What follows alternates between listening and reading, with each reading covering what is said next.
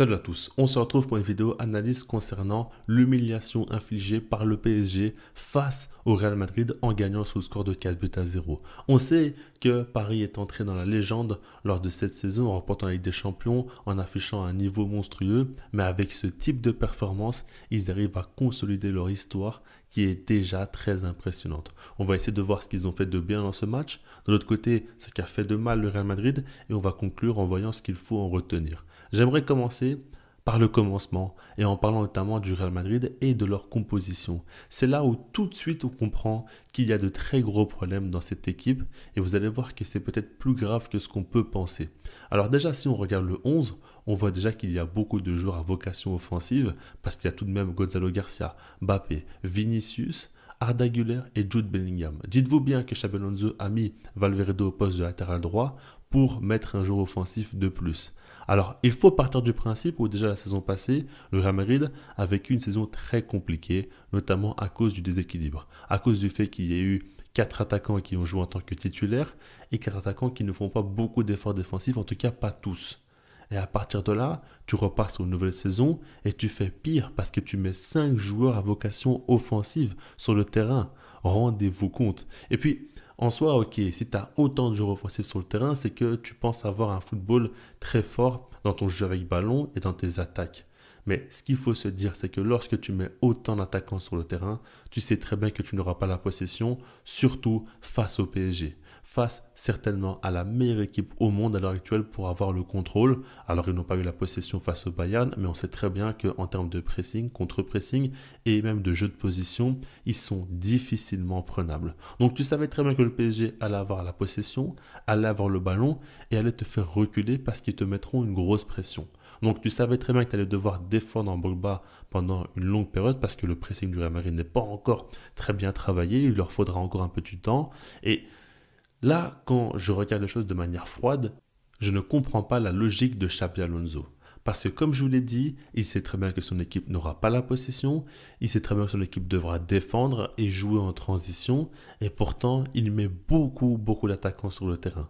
Ça n'a plus aucun sens, parce qu'à ce moment-là, tu demandes à des joueurs comme Arda Güler, comme Bellingham, comme Mbappé, Vinicius ou Gonzalo Garcia de beaucoup défendre et de ne pas jouer sur leur qualité. Donc déjà là, tout est fini.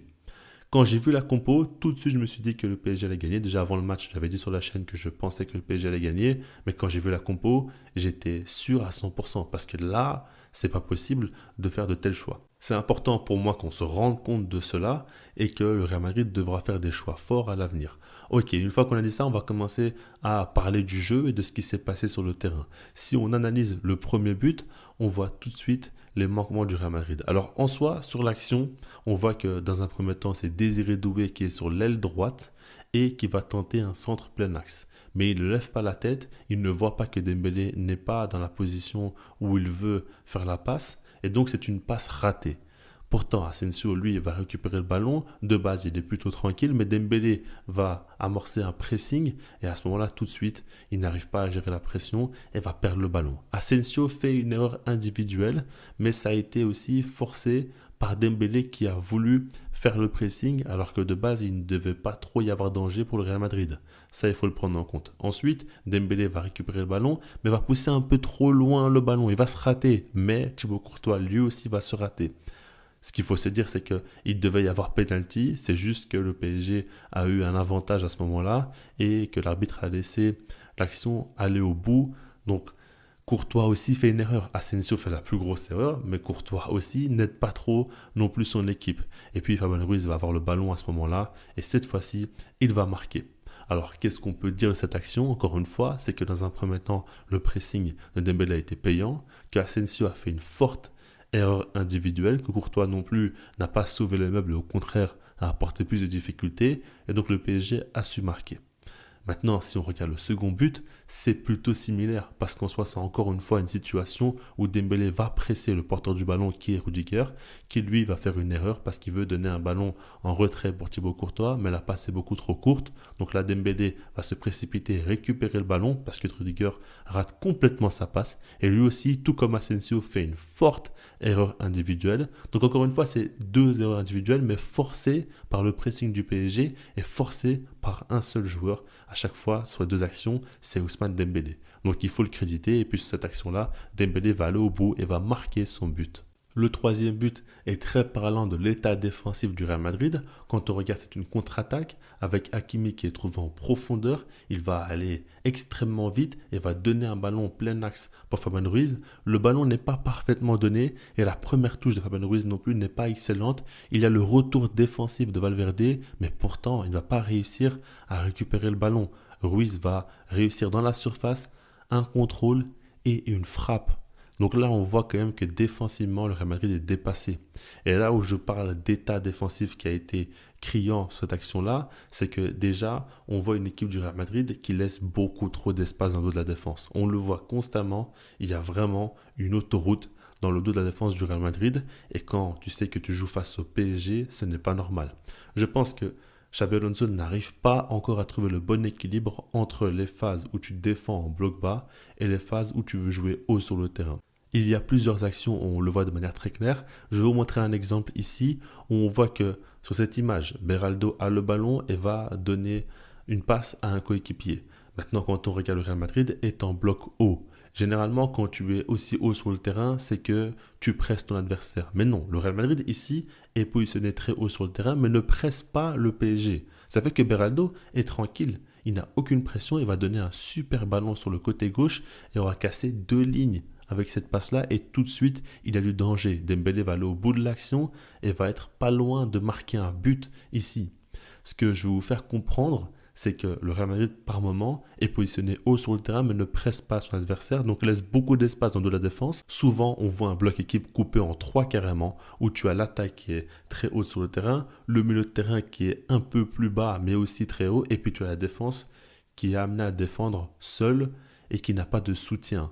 Donc le bloc équipe est complètement décomposé et tu vas beaucoup d'espace entre les lignes et comme ça évidemment c'est pas possible de presser. Et pourquoi c'est le cas? Parce qu'il y a des joueurs qui ne font pas assez d'efforts, mais on va y revenir plus tard. Ok, maintenant on va parler du quatrième but et là encore une fois c'est très parlant. Si on regarde cette image, Vitinha va donner un ballon en profondeur. Alors c'est intéressant parce qu'il donne ce ballon en profondeur à Hakimi qui attend et qui se positionne à la limite de la ligne médiane pour être sûr de ne pas être hors jeu. Et là, on voit encore une fois un boulevard. Encore une fois, le Real Madrid est positionné haut sur le terrain, mais n'arrive pas à presser, à récupérer le ballon. Donc le PSG a de grands espaces et ils vont les bonifier avec encore une fois Hakimi qui fait la différence. Mais selon moi, c'est un but assez choquant. Surtout du côté du Real Madrid, la passivité défensive de l'équipe est aberrante et choquante. Parce que quand on regarde Hakimi, ok, il est en profondeur, ok, il peut accélérer, il donne un très bon ballon à Barcola, mais Barcola, sur sa première touche, il se rate. C'est ça qu'il faut se dire. Il rate sa première touche et c'est contré par le défenseur du Real Madrid, mais pourtant, il va réussir à se rattraper très facilement dans la surface. Il va faire ce petit dribble-là où il va se retourner et Militao est complètement dans le vent. Carvajal aussi ne suit pas du tout l'action. Et puis, il va se faufiler entre les deux joueurs et donner un ballon à Gonzalo Ramos. Et regardez ça. Il fait un contrôle dos au but. Il arrive avec la semelle à se retourner, à se mettre face à Thibaut Courtois et à ramener une frappe. Tout ça dans la surface avec des joueurs autour de lui. Mais quelle passivité défensive du Real Madrid. Là, vraiment, on voit le niveau médiocre du Real Madrid défensivement.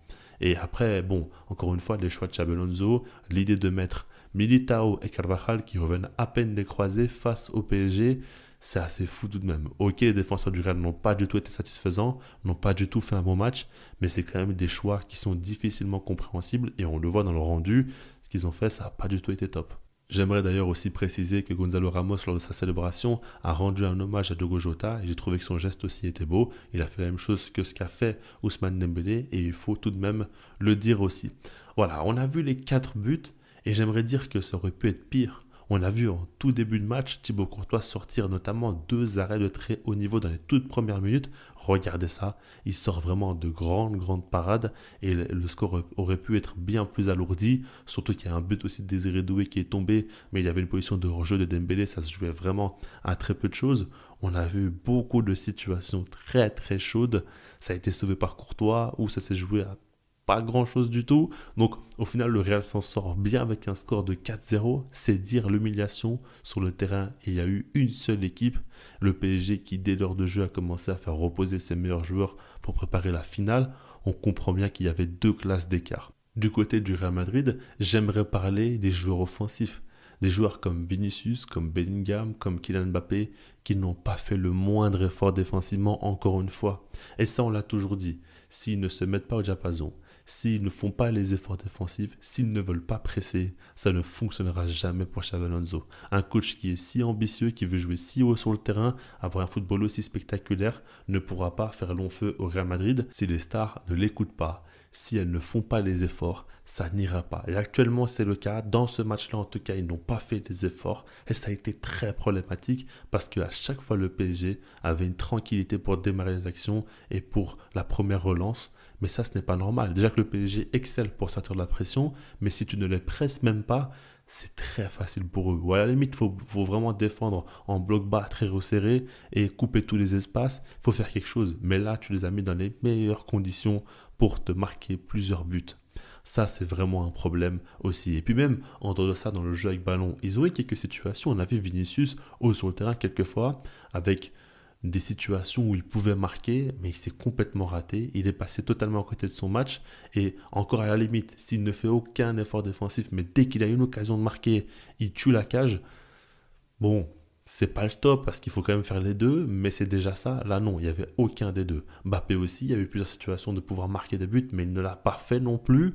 Et ça, c'est problématique encore une fois. Moi, ce que je retiens surtout encore une fois, c'est cette notion de pas gérer encore l'équilibre entre le pressing et les phases où tu défends haut sur le terrain et les phases où tu défends beaucoup plus bas sur le terrain. J'en avais déjà parlé en vidéo et j'avais dit que Xabi Alonso ne gère pas encore à ça assez bien. Là, c'est face au PSG, donc tu le vois encore plus. Maintenant, si on peut tempérer du côté du Real Madrid, parce que je les ai abattus jusqu'à présent dans la vidéo, on a vu que Luis Enrique a dit qu'il est là depuis seulement 2 mois, alors que par exemple, Luis Enrique, lui, est là depuis déjà 2 ans. Donc c'est normal que le plan de jeu ne soit pas égal et il faudra laisser du temps, il faudra laisser aussi qu'il ait une pré-saison complète pour préparer le jeu de son équipe. Il faut évidemment laisser du temps à Xabi Alonso. C'est ce qu'il faut retenir au final. On a tout de même vu de bonnes choses dans la Coupe du Monde des clubs. Il ne faut pas non plus tout jeter, mais on a vu qu'il y a encore une fois les mêmes problèmes. Et c'est ce que je disais dans la compo, encore une fois. S'il met autant de joueurs offensifs, c'est certainement pour satisfaire à tous les égos du vestiaire.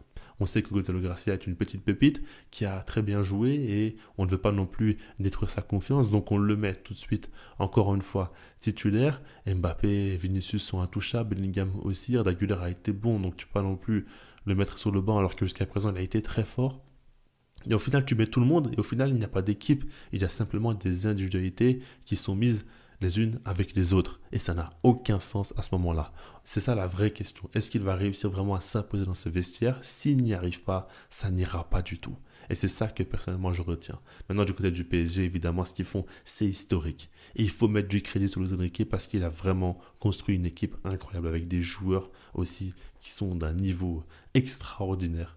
Vraiment, j'ai aucune attache pour le PSG, mais je suis ébloui quand je vois leur match parce que c'est un football tellement beau à voir, tellement dominateur aussi, tellement spectaculaire, c'est incroyable. Vraiment, ce qu'ils font, c'est incroyable et il faut mettre du respect sur cette équipe-là. Il faut se rendre compte de ce qu'ils réalisent, encore une fois. Après, là, on verra la saison prochaine s'ils vont continuer à un tel rythme. C'est ce que je me demande. Est-ce qu'il y aura une baisse de régime ou non? Mais en tout cas, jusqu'à présent, tu as l'impression que tu peux mettre n'importe qui face à eux. Ils vont les écraser à chaque fois. Et c'est pas simplement, par exemple, en marquant beaucoup de buts. C'est vraiment en laissant aucune chance à l'adversaire de faire la différence. C'est ça le truc. Ils encaissent peu, ils marquent beaucoup. Ils dominent beaucoup, ils ont souvent le ballon, c'est fou, ils dominent tous les secteurs de jeu, donc c'est incroyable. Si vous voulez que je fasse plus de vidéos analyses par la suite, n'hésitez pas à me le dire dans les commentaires, j'en ferai quand il y aura des gros matchs comme ça, de grandes occasions. J'aime beaucoup ce format-là, donc je pourrais répéter ça à l'avenir. Likez la vidéo si vous l'avez appréciée, abonnez-vous si ce n'est pas déjà fait, on est tout proche des 5000 abonnés, je compte sur vous pour y arriver, même pour les dépasser aussi. Je laisse là-dessus, puis sinon moi je vous dis